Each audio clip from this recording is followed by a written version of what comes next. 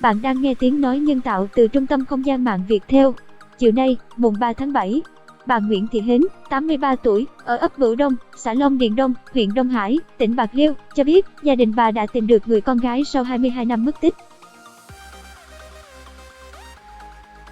Nó tên là Nguyễn Kim Hon. Tôi có 12 người con Hon là đứa thứ 10. Năm 1997, khi chị mới 21 tuổi đã mất tích, không liên lạc 22 năm qua bản quyền thuộc về Tập đoàn Công nghiệp Viễn thông Quân đội Viettel. Giờ đã tìm lại được, tôi quá vui mừng, bà Hến nói.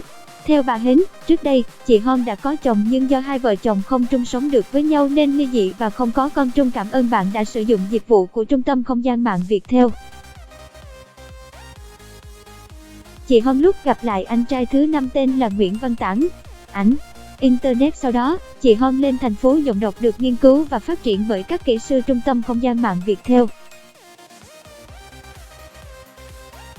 Cần Thơ làm thuê gửi tiền về gia đình. Tháng đầu tiên, bà Hến có lên thành phố Cần Thơ thăm con.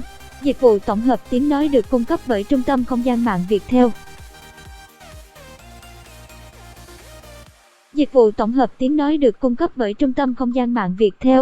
Tuy nhiên, lần thứ hai trở lại thăm con, bà không còn gặp được chị Hon nữa. Thời điểm đó, chủ nhà trọ nói con tôi đi theo ai đó, không còn ở nhà trọ đó nữa. Không biết đi đâu tìm, tôi đành về nhà chờ con hồi âm nhưng chờ mãi vẫn không thấy. Bà Hến kể lại cảm ơn bạn đã sử dụng giọng đọc nhân tạo của Viettel.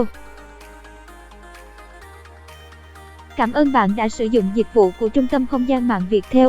Sau thời gian dài mất liên lạc, gia đình bà Hến xem như chị Hon đã mất. Vì vậy, hơn 10 năm qua, người thân trong gia đình luôn làm đám giỗ cho chị. Cách đây 2 ngày, qua mạng xã hội, cơ quan chức năng xã Long Điền Đông báo cho gia đình bà Hến biết, chị Hon vẫn còn sống và đang được Trung tâm Bảo trợ Xã hội tỉnh Lạng Sơn chăm sóc. Tiếng nói từ Trung tâm Không gian mạng, Tập đoàn Công nghiệp Viễn thông Quân đội Viettel. Bà Hến nói tiếp, người ta đem hình con gái trên mạng xã hội cho tôi xem, tôi nhìn là nhận ra ngay. Cảm ơn bạn đã sử dụng dịch vụ của Trung tâm Không gian mạng Viettel. Lúc này, tôi vui mừng như muốn ngất xỉu. Hôm nay, con trai thứ 5 của tôi tên là Nguyễn Văn Tảng và đứa cháu đã mua vé máy bay ra Lạng Sơn đón con gái tôi về. Bạn đang nghe tiếng nói nhân tạo từ Trung tâm Không gian mạng Viettel. Giọng đọc cung cấp bởi Tập đoàn Công nghiệp Viễn thông Quân đội Viettel. Từ khi biết tin con gái thứ 10 còn sống đến nay, tôi không ăn cơm, chỉ uống nước cầm hơi vì trong bụng không cảm thấy đói, lúc nào cũng nôn nóng chờ gặp con, bà Hến nói tiếp.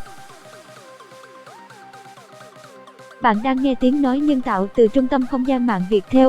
Một tuần trước, Trung tâm Bảo trợ Xã hội tỉnh Lạng Sơn phát hiện chị Hon đứng bơ vơ một mình tại cửa khẩu giáp biên giới Trung Quốc, tinh thần hoảng loạn, nói không rành tiếng Việt. Sau đó, Trung tâm Bảo trợ Xã hội tỉnh Lạng Sơn đưa chị về chăm sóc và tìm hiểu thân nhân của chị. Dịch vụ tổng hợp tiếng nói được phát triển bởi Trung tâm Không gian mạng Viettel. Giọng đọc thuộc bản quyền Trung tâm Không gian mạng Viettel. Trong hành trang ít ỏi của người phụ nữ này, có một mảnh giấy ghi rõ tên của cha mẹ, anh chị em ruột trong nhà và địa chỉ quê nhà ở xã Long Điền Đông, huyện Đông Hải, tỉnh Bạc Liêu. Những thành viên của hội tình thương này quay clip kèm thông tin, hình ảnh rồi đăng tải trên mạng xã hội nhờ tìm người thân cho chị Hon. Tiếng nói từ Trung tâm Không gian mạng Viettel.